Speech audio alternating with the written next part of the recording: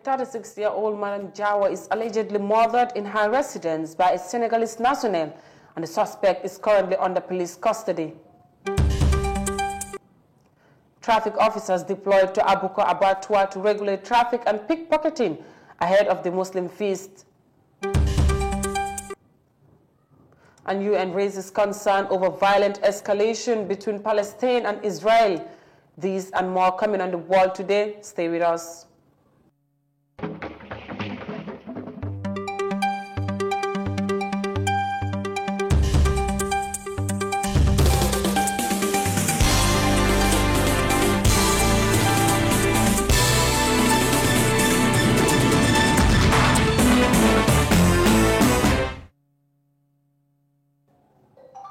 Good evening, viewers. This is the Today World Newscast here on Africa TV with me, Sohna Tunkara, and now to our news in detail. Despite all the differences and hurdles the Gambia faces as a country, one thing that the nation can agree on is the skyrocketing rates of crime, especially alleged killings. In recent months, a week hardly passed by without a murder case being reported, and the latest victim of such crime is Madam Jawa, a native of Mandinarin village. She is reported to have been allegedly murdered in her residence by one Mario Mendy, a 41-year Senegalese national, and the suspect is currently under police custody, helping them in their investigations. Binta Fati files in this report. Several cases of murder were recently reported, with the latest being the alleged murder of Madam Jawa, who was allegedly murdered by one Mario Mendy, a solar installer they have contracted. A close friend of the victim, who was shocked by the incident, explained how they found the body. She said when she last spoke to the victim, she was cleaning up the house in preparation for the Eid. She also said her daughter informed her of the victim's palo stained with blood. That was how I ran to the house. I didn't even know how I was dressed or what I looked like at that moment, because we were like sisters.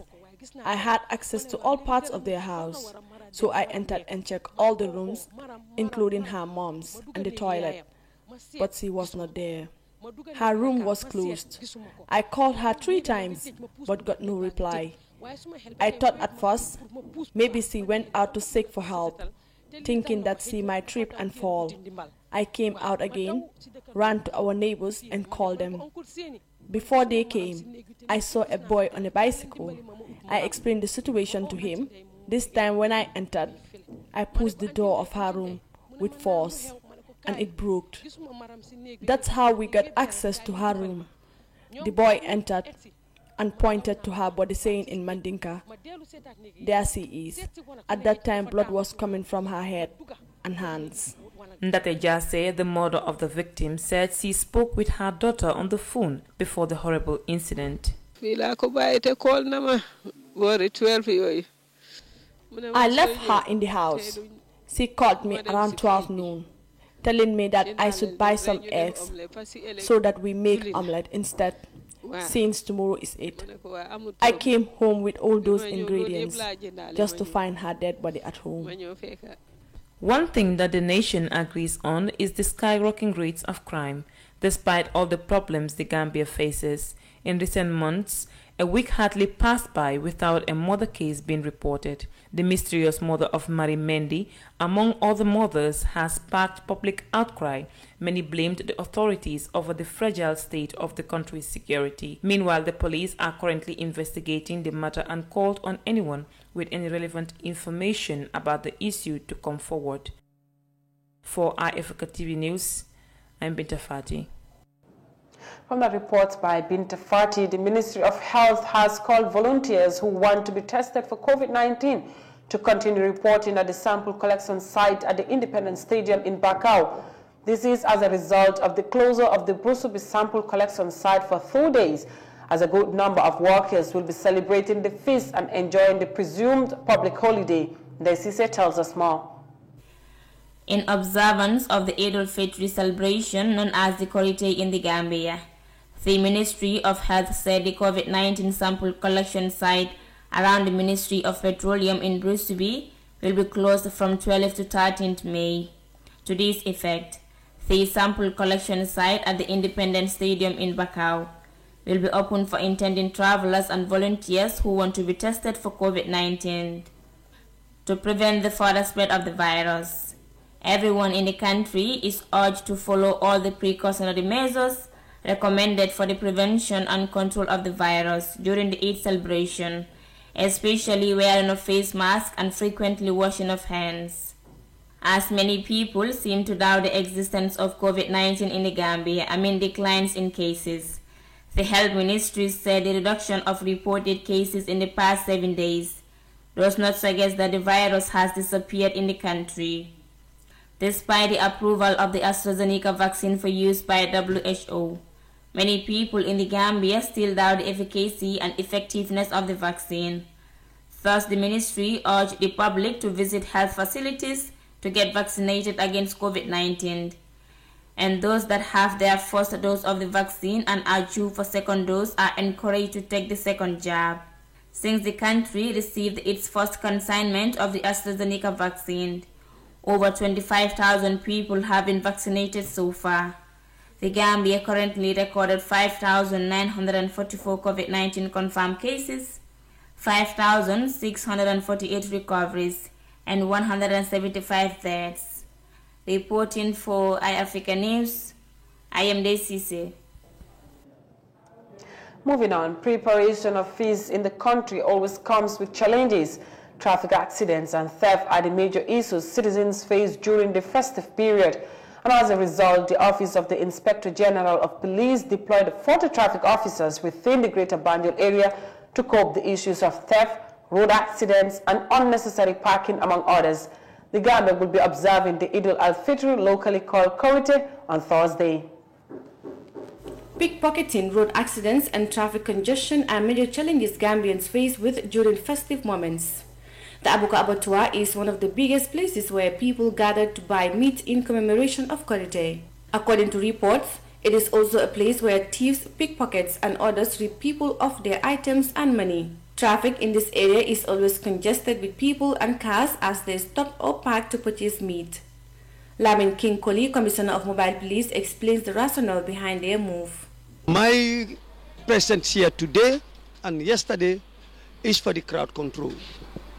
And then my presence here today paid a very dividends to the entire Gambian police force and the entire security. Year out, there used to be a lot of cattle theft, lot of fighting, lot of assaults, but our presence here this year, that has been averted. And then the presence of the mobile traffic unit here, the main purposely is for the crowd control. And you can see how clear the road is.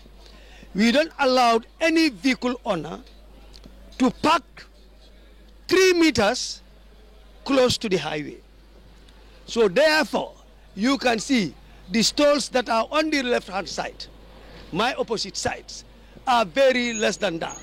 They are less than 5 meters away, and we're not allowing that. What we have arranged inside abattoir, where all the car owners will get in and park their vehicle. This has never happened. Commissioner Koli says their presence at the abattoir is not only to regulate crowd control, but also address theft and other criminal activities. Speaking of theft, Commissioner Koli says within the duration of their presence on the ground, 2 people have been apprehended for theft. Of course, and that should have been handled by the general duty.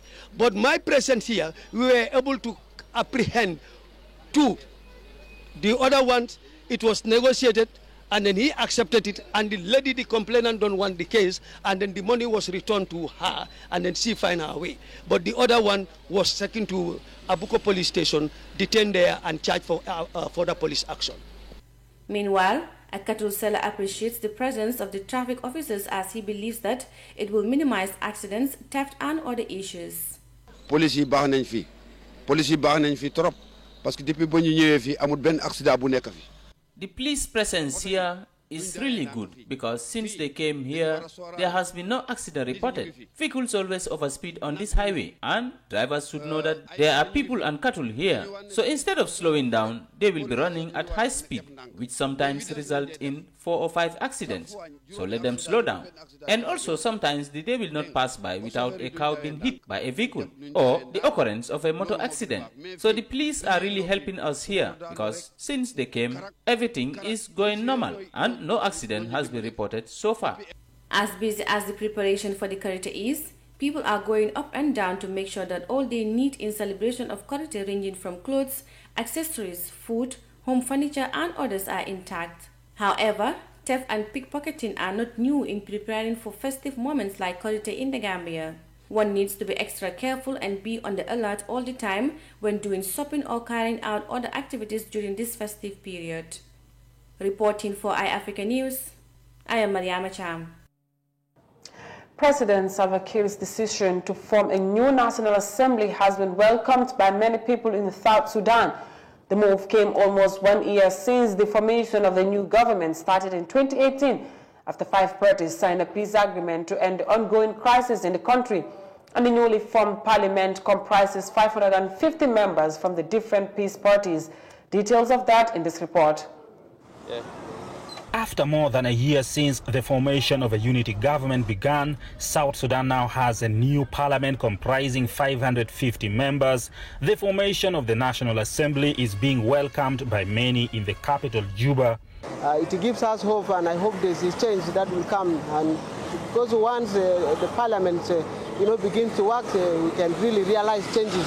So I really give hopes for this, and I give thanks for the move. We are very happy indeed as South Sudanese, but the bigger issue is the implementation of the peace agreement that is waiting. All South Sudanese are yearning for that. Then the time frame of the election also. The parliament is expanded from 400 to 550 members, comprising representatives from 5 peace parties that signed the 2018 peace agreement. However, the formation of the unity government is still far from over. The state legislative assemblies still have to be put in place. Commissions that are expected to help in the implementation of the agreement are also yet to be set up. The National Assembly is considered crucial to the peace deal's success. As a lawyer or as a South Sudanese, I hope in the nearest future or as quick as possible, Parliament needs to be sworn in, and then from there it can embark on its work. The ministries created by the peace deal rely on the new parliament for the passing of their policies as legislation. What is next is to inject into the political parties' leaders the political will to actually give the parliament the rightful duties and roles to play in the enacting laws and establishment of the institutions, especially the hybrid court of South Sudan. The 2018 peace agreement also dictates that the parties to the peace deal form an upper house of parliament known as Council of States, comprising 100 members. That is yet to be put together. The United Nations have raised concern over recent escalation between Israel and Palestine, which began in Gaza and eventually spread in Jerusalem. Israel bombarded Gaza in airstrikes while Palestine fired several rockets into Israel, and at least 28 Palestinians and 2 Israelis have been killed in Jerusalem, including 10 children, with about 122 people were wounded. Tensions in violence and escalations increased airstrikes and exchange of rockets between Israel and the Gaza Strip looms.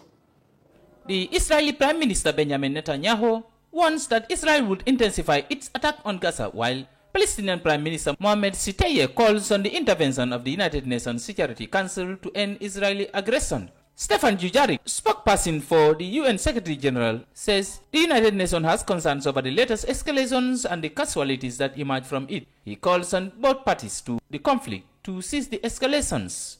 The Secretary General is gravely concerned by the serious escalations in the occupied Palestinian territory and Israel, including the latest escalations in Gaza, which add to the heightened tensions and violence in occupied East Jerusalem. He is deeply saddened to learn of the increasingly large numbers of casualties, including children, from Israeli airstrikes in Gaza, and of Israeli fatalities from rockets launched from Gaza. The Secretary General's thoughts are with the families of the victims. Israeli security forces must exercise maximum restraint and calibrate their use of force. The indiscriminate launching of rockets and mortars towards Israeli population centers is unacceptable. This spiraling escalation must cease immediately. The United Nations is working with all relevant parties to de-escalate the situation urgently. According to the Israeli Defense Forces, Hamas, a military group that controls the Gaza Strip, has launched 480 rockets into Israel, including targeting Jerusalem. In response to the rocket attack, the Israeli Defense Forces bombed 130 targets in Gaza, including a Hamas commander's home. Netanyahu promised to intensify attacks on Gaza, especially on Hamas, and warns that the conflict may not be ending soon. For more than a century, Jews and Arabs have struggled to be the masters of the land between the River Jordan and the Mediterranean Sea. Israel has inflicted crushing defeats on the Palestinians since it became independent in 1948, but it still cannot win. While the conflict proceeds, neither side can be secure. It is predicted that every few years, at least, there will be a serious and violent crisis. The pattern over the past 15 years or so has often involved confrontation across the wire separating Gaza from Israel. Reporting for iAfrica TV, this is Omar Ahmadu Toure. We will now go with a short commercial break. For news to come on the world today, stay tuned. Following the announcement by the Independent Electoral Commission, the IEC, of the dates for the general voter registration scheduled from the 29th of May to 11th July 2021, the National Council for Civic Education, NCCE, reminds the public that voter registration is an integral part of the electoral process, as it is key to franchise as stated in Section 39 of the Constitution, and hence a civic right and a duty for all eligible Gambians. The NCCE therefore encourages every eligible citizen to fully participate in this crucial national exercise, as it is the basis for any credible and participatory election. The National Council for Civic Education informs the public that to register and acquire a voter's card in the upcoming general voter registration exercise, one has to prove your Gambian citizenship by producing one of the following documents as stated in Section 12 of the Elections Act: birth certificate, ID card, passport, or alcalo or district chief attestation. As the Gambia prepares for this very important national exercise, the National Council for Civic Education reminds the public to stay away from any altercation and refrain from the use of abusive language, provocative actions, intimidations, thugs, and physical confrontation at all times, as these contravene the laws of the Gambia. The public is encouraged to follow due process to seek redress when the need arises during the period to ensure that peace and stability prevail throughout the process. Voter's card is your key to franchise. Register to vote and vote wisely. This message is brought to you by the National Council for Civic Education, NCCE, with support from the United Nations Development Programme.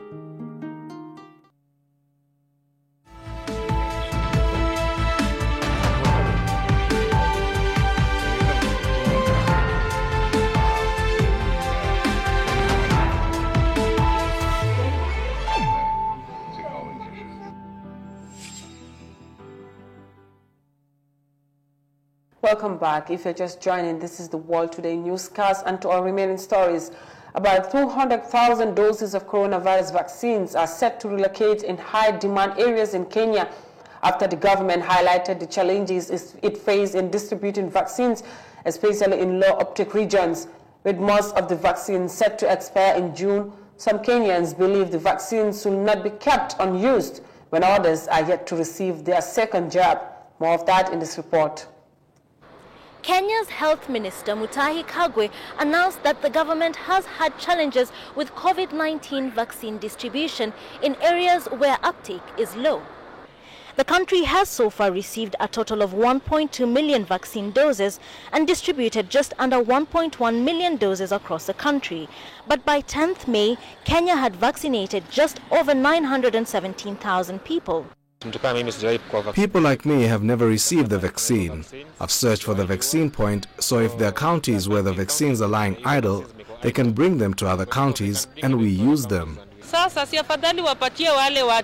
them save the vaccines and give those who got the first dose a second one.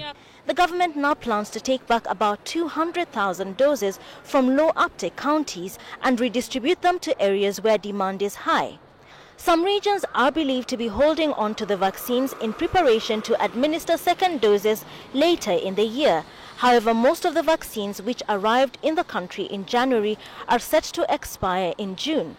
Kenya is among 42 African countries which signed up to the COVAX initiative, which aims to ensure equitable global access to COVID-19 vaccines. The country was set to receive 3.6 million doses of the AstraZeneca vaccine between February and May. However, the ongoing COVID-19 crisis in India has hampered the production and export of vaccines from the Serum Institute of India. This now leaves Kenya scampering to find vaccines for its population. From Kenya, coming back home, the Gambia will be joining leading Muslim nations around the world to celebrate Eid al-Fitr on Thursday, despite few countries in Africa are observing it today. Countries like Senegal, Mali, Niger, and Ivory Coast have reportedly sighted the moon on Tuesday, thus making Wednesday the first day of Eid. As a tradition, the Eid celebration in sub-Saharan Africa depends on the sighting of the new crescent moon and countries' individual schedules. Fatmata Kasim has more of that in this report.